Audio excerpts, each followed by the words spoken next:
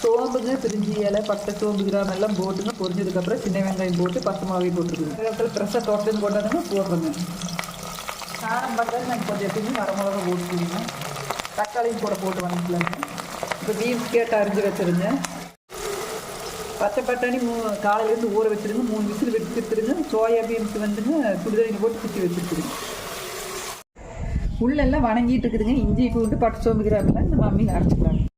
இப்போ அம்மியில் அரைச்சி இஞ்சி பூண்டுங்க, பட்டை சோம்பு இதெல்லாம் இருக்குதுங்க. மஞ்சத்தூளுங்க, மிளகாத்தூள் போட்டுக்கலாங்க. கொஞ்சம் மசாலா, பிரியாணி மசாலா போட்டுக்கலாம். ஊற வச்ச அரிசி கொட்டிக்கலாங்க.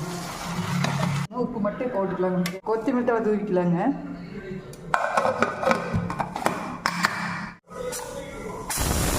குக்கர் மூடி திறந்தாச்சுங்க.